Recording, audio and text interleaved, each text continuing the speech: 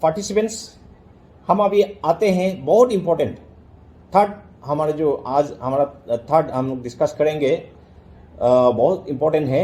शायद मेरे को टाइम भी शॉर्ट होगा लेकिन आई विल ट्राई कि इसको फिनिश अप करेंगे। हमको जितना टाइम दिया है 75 मिनट्स का मुझे टाइम शायद दिया है, तो इस पे हम लोग डिस्कस कीजिएगा। आप जितने भी पुलिस ऑफिसर्स है, ASI टू DSP, ये बहुत इंपॉर्टेंट है। रेप का पहले का रेप का डिफिनीशन और अभी का रेप का डिफिनीशन में आप लोग को थोड़ा बताऊंगा। मैंने अगर कॉलिता का पास अगर PPT है तो आप दिखाते चल सकते हैं।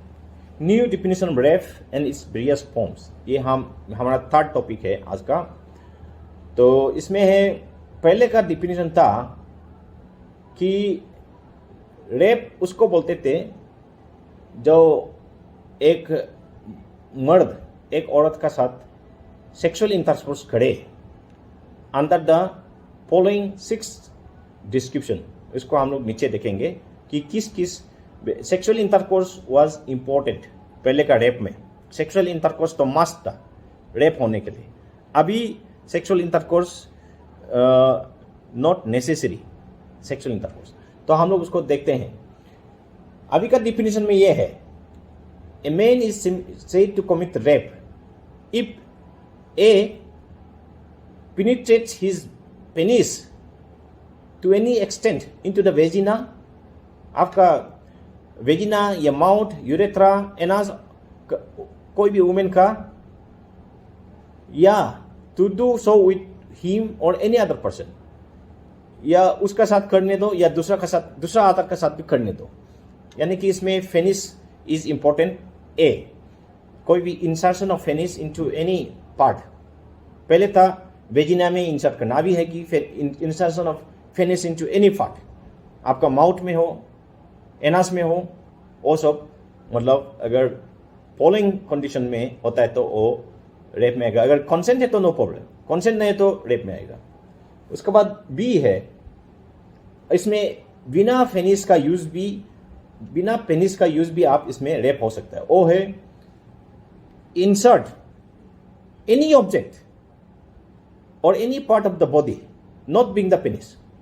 इसमें भी देखो, आपका कोई भी ऑब्जेक्ट हो, फाउंटेन पेन हो, जो भी हो, या बॉडी का कोई भी पार्ट हो, उंगली हो, जो भी हो, आप इसको वेजिना में, एनास में, यूरेथ्रा में अगर डालते हैं, इंसर्ट करते हैं, वो भी सेक्सुअल इंटरकोर्स जैसा मानते हैं। सी, मैनिपुलेट, ये अभी इवन इंसर्शन का भी जरूरत नहीं, आप मैनिपुलेट करते हैं कोई भी पार्ट ऑफ द बॉडी को to penetrate into vagina,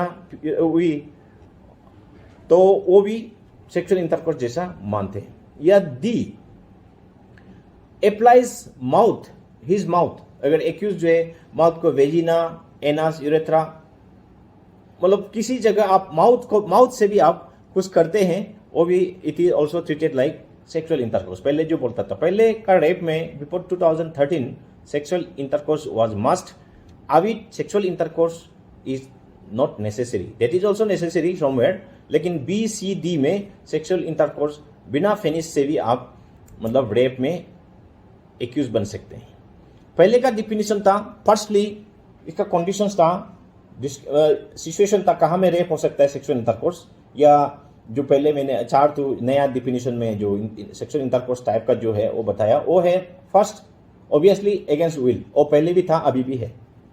secondly without hard consent, will मतलब मोर एक्टिव पार्ट, दैट डिजायरनेस, अगर कोई लड़की खुद भी डिजायरस है, खुद भी विलिंग है तो नो रेप, या खुद विलिंग भी नहीं है, डिजायर भी नहीं, लेकिन कंसेंट दिया, ओके अपना बॉयफ्रेंड या अपना पति है बोल के कंसेंट दिया, ऑल्सो नो प्रॉब्लम। लेकिन थर्डली कंसेंट दिया, लेकिन कंसेंट जो थ्रेट में दिया, उसको डरा धमका के उसको मारेंगे, पिटेंगे या मर्डर करेंगे बोल के अगर डरा धमकाते हैं तो वो कंसेंट तो नो वैल्यू। उसके बाद जो हमने जो ऑफेंसेस रिलेटिंग टू मैरिज में भी पढ़ा था, कंसेंट दिया लेकिन वो मर्द जानता है कि वो पति नहीं है, लेकिन औरत सोचती है कि वो उसका पति है, उसका साथ शादी हो गया, तो वो भी पहले हम लोग डिसेटफुल मैरिज वो सब हम लोग पढ़े थे। तो उसको हाँ वो भी कंसेंट में नहीं आएंगे।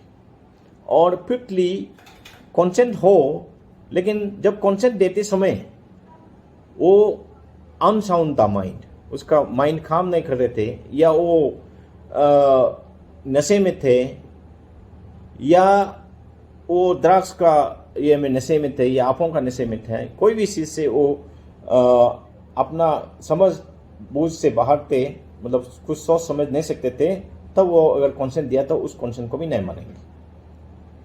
और पहले था विथ और without her consent when she is under 16 years of as.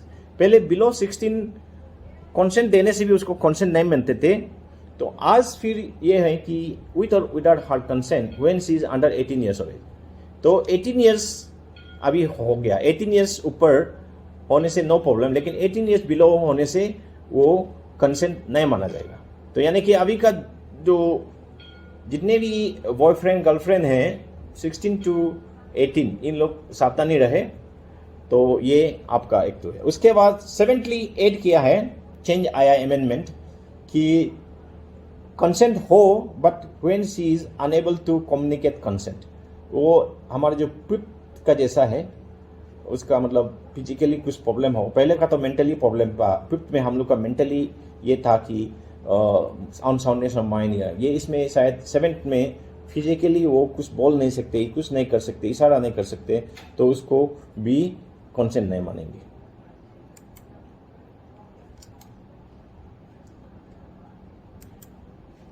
उसके बाद अभी जो और एक तो रेप है जो अभी बहुत ट्रेंड चल रहा है, गर्लफ्रेंड बॉयफ्रेंड या लिव इन रिलेशन में रह के बहुत लोग rape on account of false promise, ये हम आगे डिस्कस करेंगे अलग से।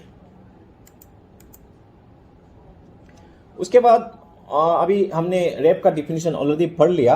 अभी हम देखते हैं रेप का क्या क्या सजा है और कहाँ का भी सजा है।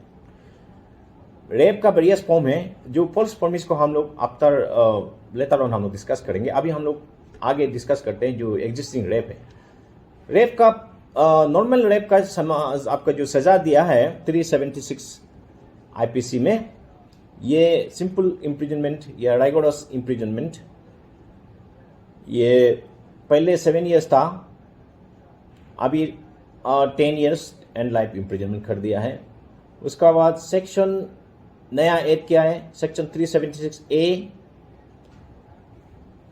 इसमें है रेप करते समय किसी का डेथ होता है औरत का, या उनको कोमा में या कहीं में ऐसे स्टेट में चले जाते हैं, वेजिटेटिव स्टेट में, तो उसमें सजा मिनिमम 10 साल का होगा, या लाइफ इम्प्रिजनमेंट भी हो सकता है, डेथ सेंटेंस भी हो सकता है। और रेप का जितने भी है ये कॉग्निजेबल नॉन बेलेबल है।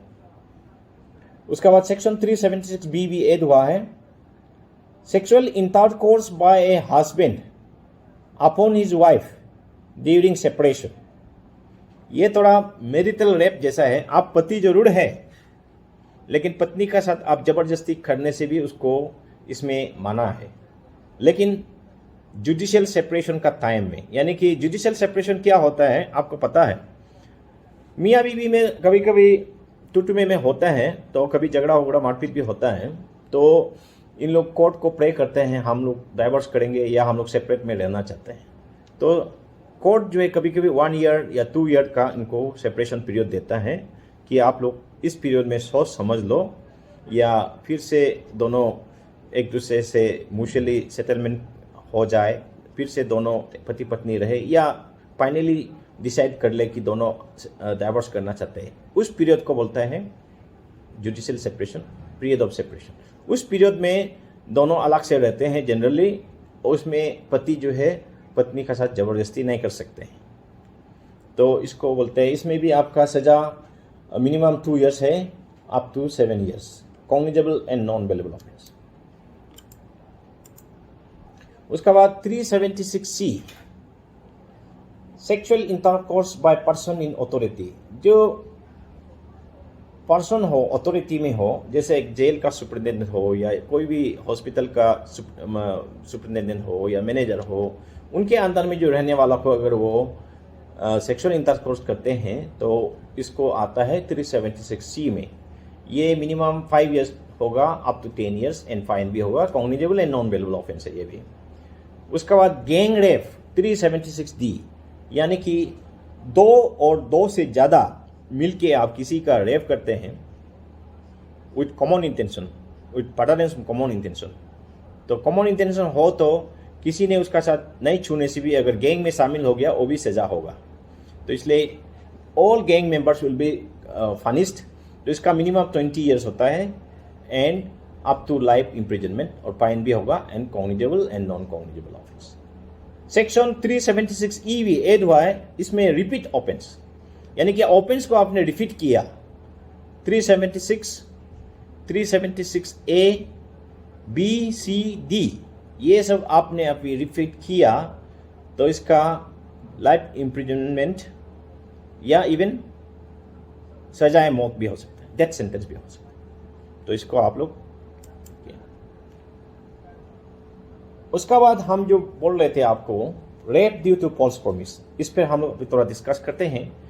Rape due to false promise क्या होता है?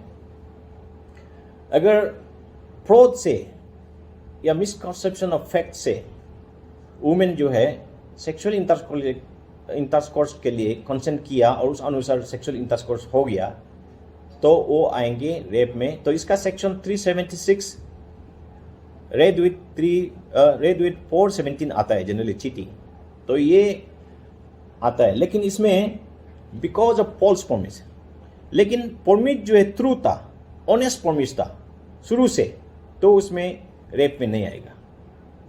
और लड़की खुद भी डेस्परेट थी, खुद भी विलिंग पार्टनर थी, डिजायरस पार्टनर थी, और खुद भी बहुत प्यार करते थे लड़का को, और बहुत जगहों पे टेक्स्ट में, व्हाट्सएप में कहीं पे लिखा है कि I want to hug you, kiss you, hold you. अगर ऐसा लिख के बाद में बोलते हैं कि नहीं नहीं हम तो उसके साथ हम बिल्कुल नहीं चाहिए था, बस उसने शादी करेगा बोला था इसलिए हमने उसके साथ सेक्सुअल रिलेशन रखा, बोलने से ये नहीं मानेंगे। उसके बाद अगर जो उनका जो फॉर्मिजेस था वो भी अगर ब्रेक हो गया due to genuine reasons, genuine reason बहुत तरह का हो सकता है। उसका मम्मी पापा ने उसको बिल्कुल ऑब्जेक्ट करता है, या लड़की का मम्मी पापा ऑब्जेक्ट करता है, शादी करने नहीं देगा, उसका भैया लोग ऑब्जेक्ट करता है, या कोई अदर रीजन्स, तो वो भी रेप में नहीं आएगा। सुप्रीम कोर्ट ने रिसेंटली ये बोला है every breach of promise to marry does not mean rape. तो इसलिए इसको भी आप लोग देखिएगा, जितने भी अगर लिव इन रिलेशन हो गया लेकिन खुद से प्यार से बैठा है, बाद में दोनों झगड़ा हो गया, शादी नहीं हुआ, तो वो नहीं आएगा।